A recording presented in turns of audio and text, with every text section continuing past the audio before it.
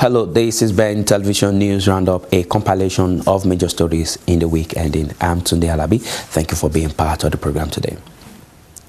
British Prime Minister David Cameron has warned that the decision on the EU referendum in June is a decision of a lifetime that must be thought through in the best interest of Britain. The Prime Minister was speaking in favour of Britain remaining in the EU at University College, Suffolk. This, though, is a decision for a generation, potentially a decision for life. And it's very much about your world. It's about the world you're going to live in, about the sort of country that the United Kingdom will be. At the moment, we have a situation where you can travel and trade and live and work and retire and practice your profession anywhere in the European Union. And it's about whether we believe in that or whether we want to take a different path. And as we think about it, I think although it is a question for your generation, vital for your generation, I think we should also think back for a moment about what Europe was before the European Union came about. Think about 70 years ago, and I never forget this when I sit round that table, often at meetings that can be very frustrating with 27 other countries.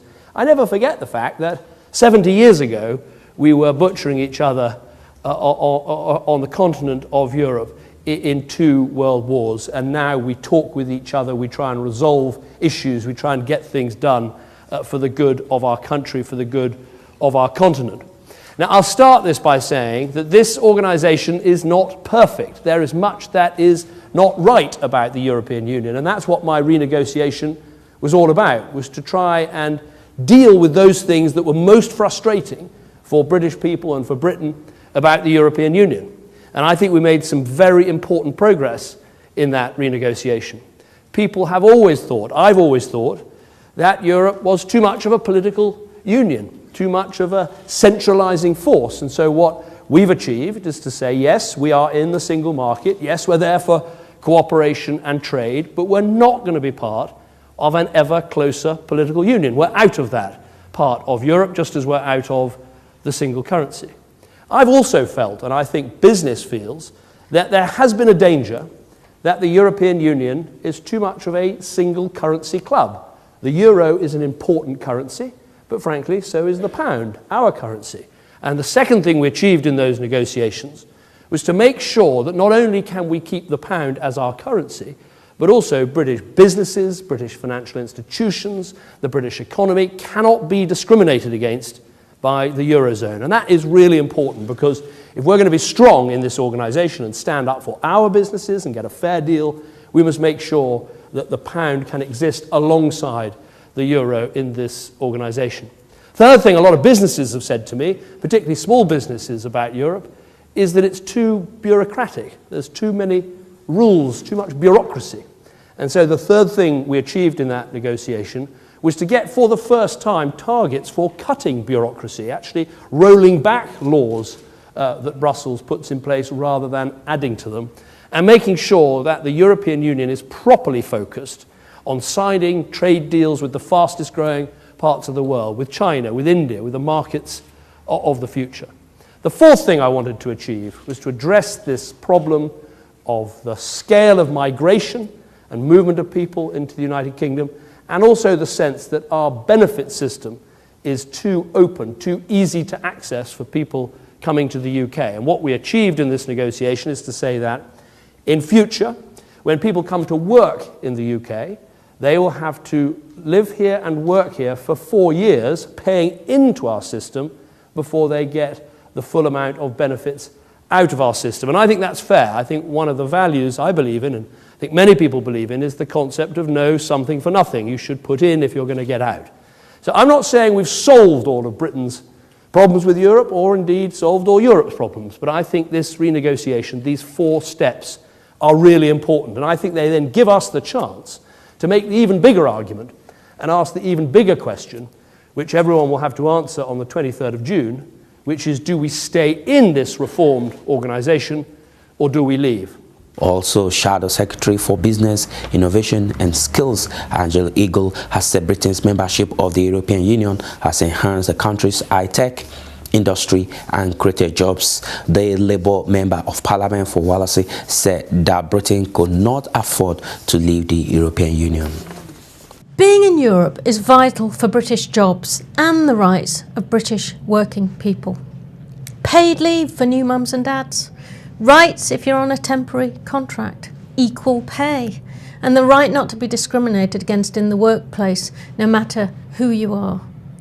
These things all make a real difference to the lives of millions of people at work in our country. We were able to deliver these rights by being a part of the European Union, and if we left, would you really trust David Cameron and George Osborne to look after them for you? And millions of British jobs, which are linked to our trade in the European Union, could be under threat too. Almost half of our country's exports are sold to customers in Europe. The European Union is Britain's largest single customer, accounting for £227 billion to our economy. Homegrown businesses, large and small, depend on this vital trade. Businesses from around the world choose to invest in Britain, building offices and factories here and creating good jobs because of our position as a gateway to the European markets. From manufacturing to new high-tech industries, being part of Europe creates jobs across our country and puts food on the table for millions of British families. Cutting ourselves off from our biggest single trading partner isn't in the interests of anyone, especially British workers. And undermining rights at work isn't in the interests of British working people either. So that's why I believe that the best way to stand up for British jobs and British workers is for Britain to stay in the European Union. And that's why I'm in for Britain. And that's why Labour is in for Britain. Now to the United States of America. Republican Donald Trump has described himself as a unifier following his victory in the Super Tuesday elections. In his speech, the Republican candidate, whose victory has moved them closer to getting the Republican presidential nomination, has threatened to go after Hillary Clinton if nominated. On the biggest night of the 2016 presidential campaign, Republican Donald Trump claimed victory after winning the most states and delegates in regions as different as the South and New England. In the process, he took a giant step toward becoming the party's presidential nominee. I'm a unifier. I know people are going to find that a little bit hard to believe, but believe me, I am a unifier. Once we get all of this finished, I'm going to go after one person. That's Hillary Clinton. Senator Ted Cruz won his home state of Texas and neighboring Oklahoma and urged his rivals to step aside so he can take on Trump alone. And after tonight, we have seen that our campaign is the only campaign that has beaten, that can beat, and that will beat Donald Trump. Senator Marco Rubio broke through with his first win in Minnesota, but mostly lagged behind.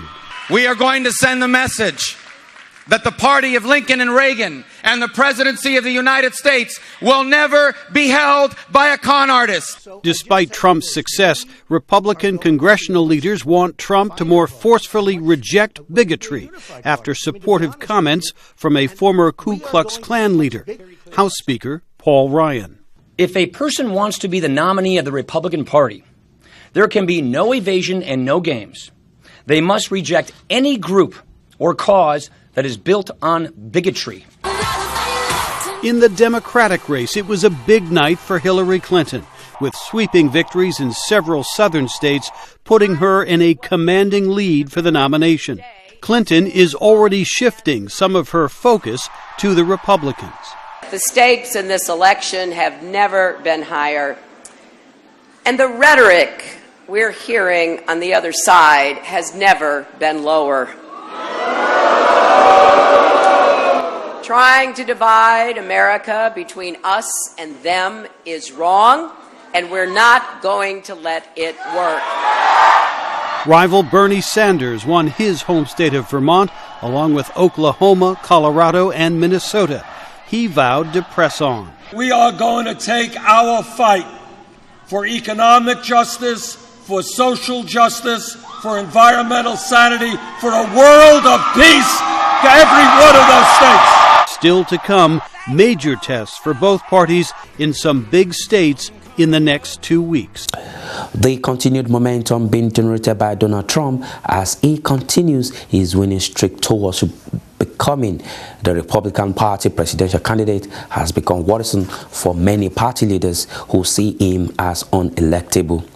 The Super Tuesday victory for Mr. Trump has put the spotlight on the party's challenges. There was a jubilant mood at Congressman Kevin Brady's post-election party Tuesday night. Good to see you. Thanks for coming out. Thank you. Brady is chairman of the Ways and Means Committee in the U.S. House of Representatives, one of the most powerful positions in the U.S. Congress. And he's a solid conservative representing one of the most conservative districts in the nation. Yet he faced 3 challengers, including a Tea Party one. Julie Turner heads one of the groups that attacked Brady for compromising too much. He's not representing our values. He's really just focusing on the chairmanship position. What would be fantastic is if he would vote our values and be chair, but we don't have that. But many conservatives reject what they view as the Tea Party's extremism. Unfortunately, some people are so bullheaded and dogmatic in their principles of conservatism that they are unrealistic in being able to get things done. Brady says he understands voter frustration. I think it's been an unpredictable election year with unpredictable results, and people are angry for a number of different reasons. People don't see Congress really acting on these key issues. The challenge to Brady reveals deep divisions in the Republican Party, according to Rice University political analyst Mark Jones. Kevin Brady survived, but he only won 53% of the vote, despite outspending his rival by a factor of more than 10 to 1. Many Republican voters, like Tanya Cotton, backed Donald Trump. I think he's honest and he says what he means. Over the years, Trump has supported both liberal and conservative causes while developing a reputation for wheeling and dealing. You just don't know with Donald Trump what's not negotiable. And our rights in the Constitution are not negotiable. Turner, who backs Texas Senator Ted Cruz, thinks Trump opponents could try to stop him at the Republican convention in July. That is the topic of a huge amount of conversation. I think the Republican convention, there's a possibility it could get quite crazy. But Mark Jones says if Republicans block Trump, they would have to deal with his angry supporters. They either support a Donald Trump candidacy in November, or they support someone else, but in doing so lose the support of Trump backers in November. And really it's sort of 2 different flavors of poison. But Trump supporters say he will invigorate the party and win the White House in November. In the meantime, the White House Press Secretary Josh Earnest has commended the United Nations resolutions over the extensive sanctions on North Korea to deter it from pursuing a weapon of mass destruction proliferation.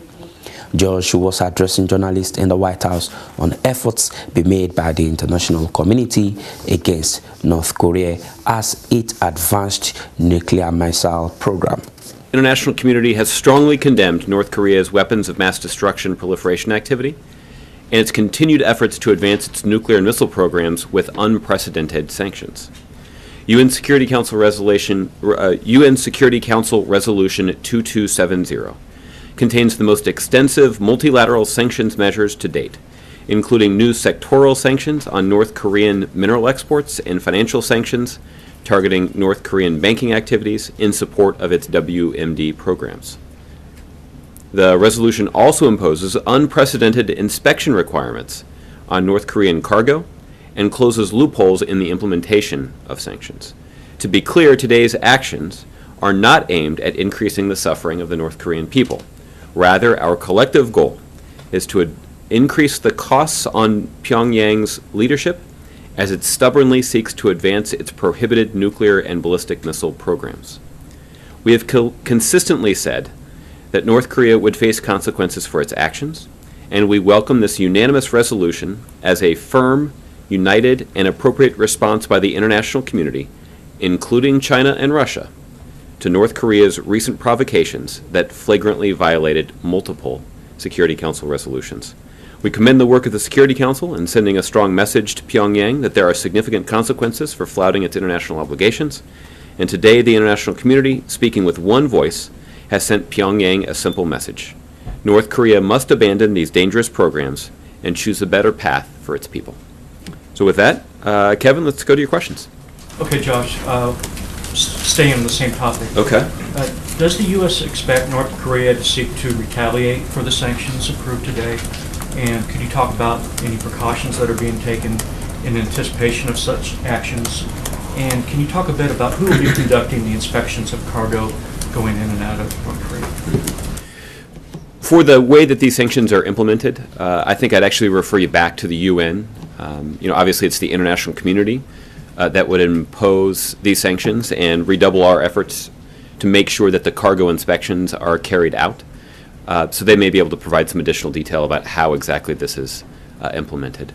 As it relates to our expectations of the North Koreans and what potential reaction they may have, there's not a lot of clarity about that. Obviously, these actions on the part of the international community are a response to provocative actions that North Korea has already taken in the last couple of months.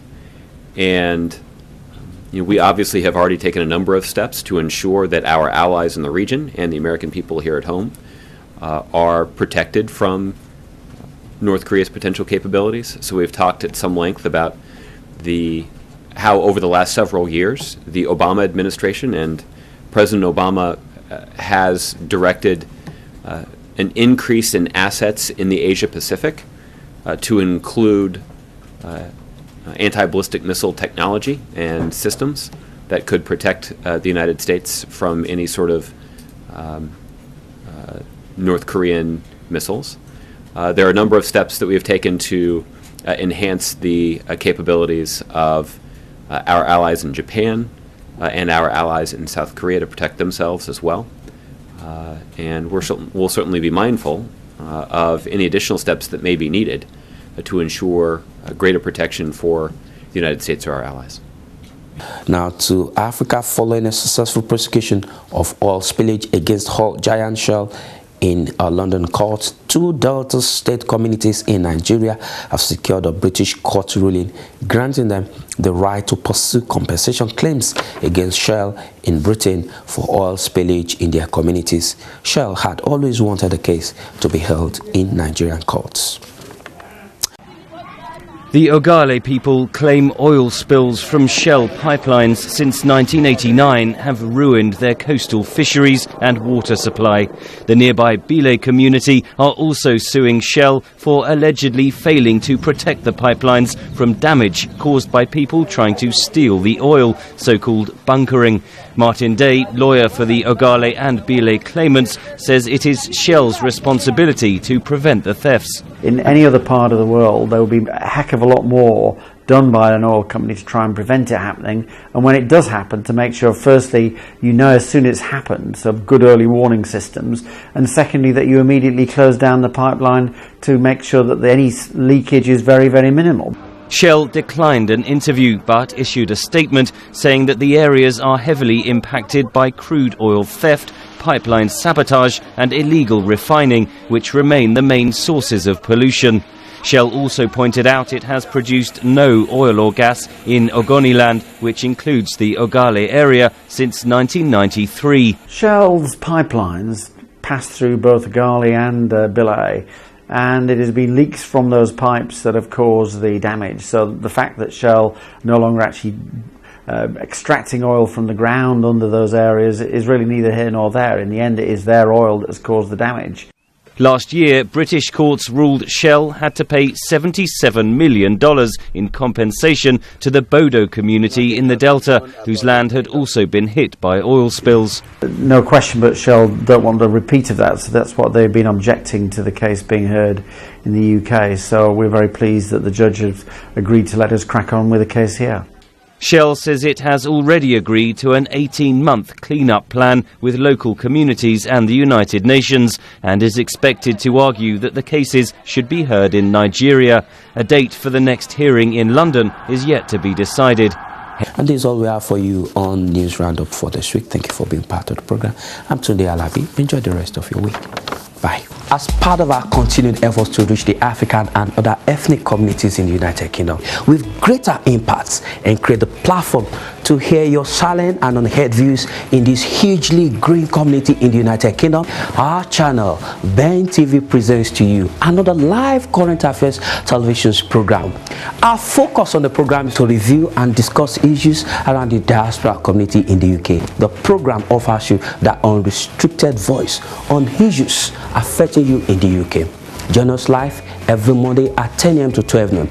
Another business segment of Dialogue in Diaspora, 2 to 3 p.m. every Monday. But guess what? You know you can be part of the program. Just send us an email at bentelevisionuk@gmail.com. Dialogue in Diaspora, your voice, your opinion on our TV.